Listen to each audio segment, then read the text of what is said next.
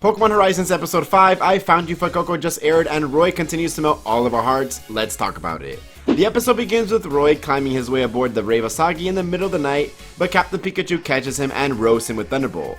This awakens everyone, including Liko and Sprigatito. Roy excitedly tells him that he came to the ship because he wanted to visit a special someone. This causes Liko to blush a little, thinking that he's referring to her, but all he wants to do is actually just see his beloved Fuecoco. I thought that this character interaction between both of them was super cute and super wholesome. Liko seems to be a bit more mature than Roy, so it's kind of funny that her mind went in that direction, and on the other hand, it was super cute seeing Roy being completely oblivious as to how those words would be interpreted. The members of the Rising Volt Tacklers tell Roy that it was not a nice thing to do, and he apologizes. Liko also mentions that maybe Roy and Fuecoco can be partners, to which Roy excitedly agrees. But Friede tells him that in order for trainer and Pokemon to become partners, not only should the trainer choose his Pokemon, but the Pokemon should choose their trainer as well. We see that clearly Friede and Cap chose each other with how good their bond is. Cap is even seen nodding in the background as Friede is saying this, showing that Cap totally agrees with what Friede is saying. Soon after, Roy and Liko begin their search for Fuecoco on the ship. They search every nook and cranny, but they just couldn't find the poor Fuecoco. Roy is a little upset, so he lies down under the moon, but Liko comforts him and shares her story of how in the beginning she and Sprigatito also had a rough journey together, and it took some time for them to be in sync. And not gonna lie, it's getting a little bit old for her to tell us the same exact story every single episode. Like, girl, it is not a personality trait. This cheers up Roy as he starts singing Fuecoco's song until the night falls. The next day, Roy is as energized as ever, but the same cannot be said for Orla since she and Metagirl spent the entire night fixing the holes in the airship, only for more holes to pop out again. They decide to go ask Roy's grandfather for some help on some materials so they can fix the airship. We then see Nidothing introducing us to different variants of Pokeballs and their characteristics. It was really cool to see Nidothing explaining them and also showing us what's inside of a luxury ball. I guess I kinda wanna get captured by one now. It looks like Quaxly's having a good time. Fun fact, when I was a kid, my favorite Pokeball growing up was a luxury ball, so I would always try to catch a team full of them. I could do it again too if you just hit the like button if you're enjoying the video thus far. Before heading out, Roy leaves some orange berries for Fuecoco in the kitchen because he knows that the croc loves them. Fuecoco soon awakens, but as he's about to eat the berries, Mollie told him that it was Roy who left those berries for him. So Fuecoco jumps out of the ship to go find Roy. It was so cute seeing Fuecoco backtracking and finding Roy's hideout and stuff. I think it's clear that Fuecoco has accepted Roy to be his trainer. Back to Friede and gang, Roy's grandfather serves him dango as a sign of hospitality, but as they're about to eat the food, Friede and Liko are instantly reminded of Caterpie and Weedle. This sparks the idea to use Caterpie and Weedle's string shot to patch the holes on the ship. Afterwards, we are greeted by these cute wild Pokemon who live on the islands and assist the people in their daily tasks. This is a good symbolic way to show that Pokemon don't need to be necessarily caught in order to have a symbiotic relationship with trainers. Back to Fuecoco, he tries searching and searching for Roy, but he only finds a single orange berry, and as he walks up to the shore, the berry falls into the ocean. One like equals one prayer for poor Fuecoco. Good thing this happened because Fuecoco is able to see the submarine ridden by the explorers coming towards the island. Zur is able to track Liko's location after surveying the area, so Amethio hatches a plan with his assistants, distracting them as he goes for the pendant. Fuecoco panics at the sight of the explorers, and as he's running, Roy sees him and immediately calls for his attention.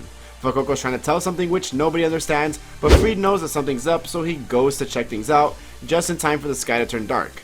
Gotta love the very generic anime trope of bad thing happens means we have to make the weather be stormy so the audience knows that something not good is gonna happen. Captain is the first to see the explorers flying on their birds, but soon Roy and Liko see them too. Zur and Cocnia send out Rhydon and Golduck, meanwhile Friede and Amethio have an aerial showdown with Charizard and Corviknight. Zur and Cocnia easily handle both Metagross, who's pretty much worn out from yesterday, as well as Baby Rockruff. On the other hand, Roy and Liko go to the jungle where they befriended the bug Pokemon who offered to fix their damaged ship. We got to see Roy really shine in this part, giving a motivational speech that inspired all of the bug Pokemon to help them out, and probably because they felt like they were really nice since they gave them all those berries in the last episode. Roy and Liko are clearly nervous about the situation as we see Sprigatito trying to calm Liko down with its paws, and that was totally precious. They're excited for having taken care of this. Liko and Roy head out back to the Bravasagi, but they are soon stopped by Cocnia, who knew that they would be in the area. Liko tells Roy to go ahead because she's gonna take care of Cocnia. They run back to the ship and the bug Pokemon basically instantaneously fix the issues on the ship, so all should be good, except for the fact that the explorers are still attacking. I found the sequence kind of hilarious, like Zur is battling them and they just keep tagging in and out, and Zur kindly waits for them to get into position before ordering for attacks. Now it's Roy's time to shine as he tells Mollie that he's got this, and all of the moments on the island have led up to this. This will be the defining moment between Roy and Fuecoco. The audience is at the edge of their seats. Roy orders for an ember and Fuecoco lets out nothing. He couldn't do it. Liko shows up having defeated Cocnia's Golduck, and guess what? Conia's Golduck is the first Pokemon shown to having been fainted in Pokemon Horizons, and it happened off screen. A total outcry, not to mention that Golduck literally made its debut in this episode. Liko lucked out getting a starter that's super effective against both Xur and Cocnia. Back to the battle, Roy does his song with Fuecoco, and the two's bond with this song is just super epic. Fuecoco fires off a strong attack and basically ends the battle, but in the commotion, Amethio goes to Liko's place and he's about to kidnap her. Again. Man, does Amethio really just like kidnapping poor Liko. Overall, this was an episode that just further showed us that Fuecoco and Roy are definitely meant for each other. The two hold a special place in each other's hearts, and I think that they'll form a very strong friendship and be a great team. It also keeps showing us that Liko is growing as well, as now her and Sprigatito are one tight-knit team and can even take on experienced trainers in battle now. That being said, I'll be giving this episode a 6 out of 10. I thought that this was the weakest episode that we've had thus far, and I'm not trying to rate every single episode so highly, especially when they don't deserve it. This episode just wasn't boring, but it also wasn't exciting at the same time. I do think that the episode will be a really good build up to episode 6 though, and Horizons really enjoys making non-episodic stories, which I'm all for. It just makes the first episode usually lack when we're watching it on a week-to-week basis on one episode at a time. The preview shows us that in fact Liko will not be kidnapped, but instead is going to team up with Roy to battle against Amethio 2-on-1.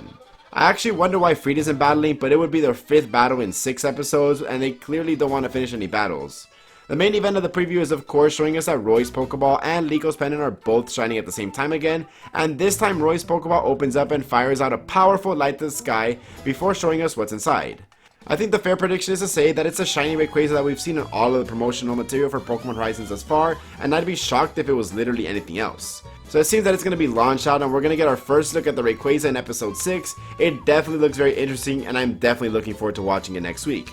This week, however, I dropped a video where I go over Amore shipping and 10 episodes that are super iconic between Ash and Serena, and I also had a very special guest featured in the video, and it was one of my best videos that I've ever made, so if you want something else to watch after this video, I highly encourage you to go over to my channel and give that a watch because I'm sure you won't regret it. Today's question of the day stems back from the Nidothing video in today's episode about Pokeballs. What is your favorite Pokeball? When I was a kid, like I said, it was luxury balls, but if you ask me now, I'd argue that my favorite balls are quick balls since they help me complete the Pokédex super quickly. Let me know your comment with the hashtag QOTD so I know that you're a real one for making it this far into the video. Make sure to join the Discord server if you want to watch the episode or discuss it with other people. We're just over 40 members away from 1,000, so you could truly be one of the OGs if you join today.